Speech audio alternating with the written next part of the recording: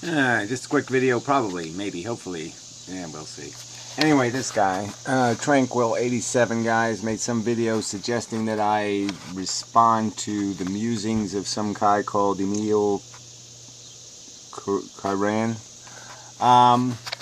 And yeah, okay, so what? Yeah, fine. Yeah, so he's another depressed guy.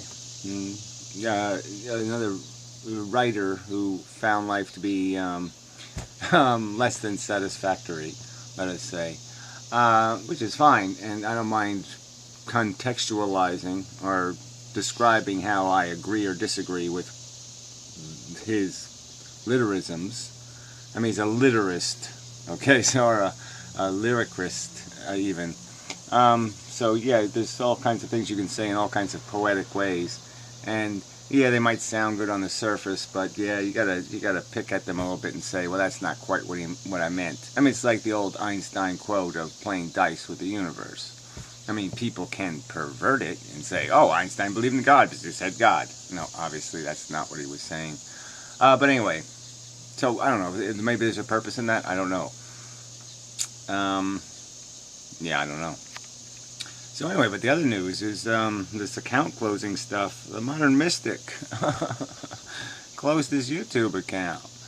Now, that's really depressing. I mean, I thought he'd take a little vacation from the philosophy stuff, but I really didn't see that one coming. I mean, that's just... He hadn't been posting the updates to the economic news on the channel, and so that was sort of like, yeah, well, I guess he's really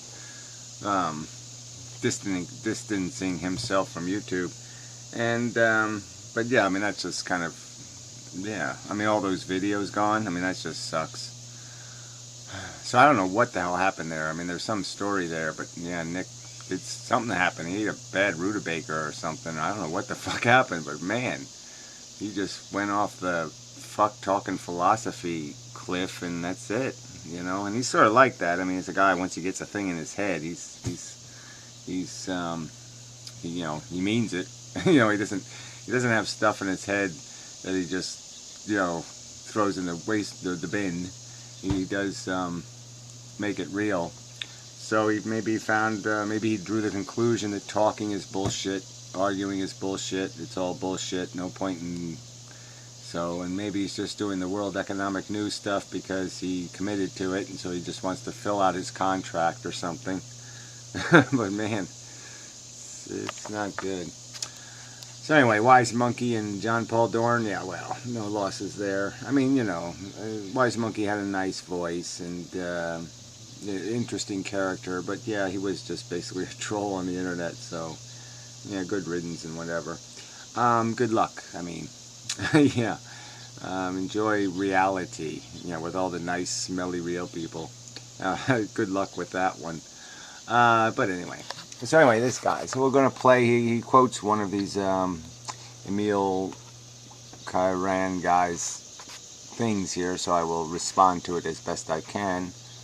A quote like, everything turns on pain. The rest is accessory, even non-existent. Yeah, well, see, right there I would disagree. I mean, I'm saying everything turns on pain in the sense that pain is the big one. It's the elephant in the room. But there still is this trunk that's leading the elephant, or it's the reins on the horse, or whatever you want to call it, this thing called desire. And so without the hunger, all right, then there's no way that the dog food, the maggot-infested crap on the plate would be eaten. It's the hunger that makes the human eat it. It's the hunger that drives them to go through the cesspool, or to swim in the turds, and to do all the other bullshit that they do, all the nonsense, all the crap. So it's a significant force in terms of the motivator and the propeller. Yes, it's not very significant in terms of any real value equation, in terms of what you would pay hard currency to get in and out of. You'd pay a lot more to escape the nasties than you'd pay for the glories, because the glories are transient and sort of just psychological. And you know that most of the time when you get what you want, you find out you didn't want it all that much after all, that it really didn't make that big a difference in your life. You know, you're still going to wake up the next day needing. And the sufferings, I mean, they're hard. I mean, they fuck you up. Or remember only what hurts. Painful sensations being the only real ones, it is virtually... Yeah. Well, yeah, the painful sensations are the only real ones, but the memory thing, no, I think that's a kind of crap. I mean, I think we do remember the glimmer of a better time or a better sensation or a better moment, and that is part of the desire mechanism. We keep saying, well, I want to relive that feeling. I want to feel like I felt in, whatever, I'll go back to 1969. Or 73 or 78 or some moment in time that I had some great, the memories still roll in my head, some moment in the grass with the girl and the thing, and that was really good. So yeah, as absolute statements, this stuff is sort of mush. As a general statement, it's probably true, but yeah, I have to say that really my memory is preoccupied more with positive scenarios than negative. I mean, I don't waste my time remembering the negatives if I can avoid it. I engage in fantasy and friendly thoughts wherever possible. Useless to experience others. So I just picked this one as an example to show that they have a lot in common. Yeah, well, whatever. I don't see real purpose in, people keep doing this. They keep comparing me to Schopenhauer or somebody else, and I just don't see the point. I've made thousands of videos explaining who I am and detailing why I think the way I think, and I just don't see any point in trying to blend me into somebody else's cause or purpose or description of the circumstance. Yeah, I mean, I'm going to agree on basic things. Suffering sucks. Yeah, we'll all agree on that. But the agreement might not go any further. Or it might, but what does it really matter? Does it really matter whether me and this guy, whoever he is, obscuro, depresso, writero, agree or disagree? I mean, to me that's less important than the theme. But the idea of coming up with the right words is important. I mean, obviously, a huge part of the conflict between me and you is the fact of how we use words. I find you incredibly patronizing, obnoxious, arrogant, and annoying. You are obnoxious. That's the word for it. I find you obnoxious in how you use words and how you abuse them even.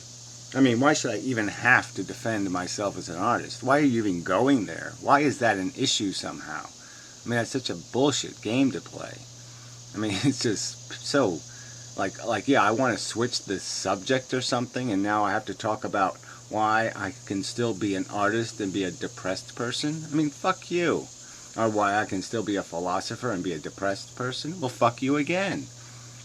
I mean, this is, that's just so annoying.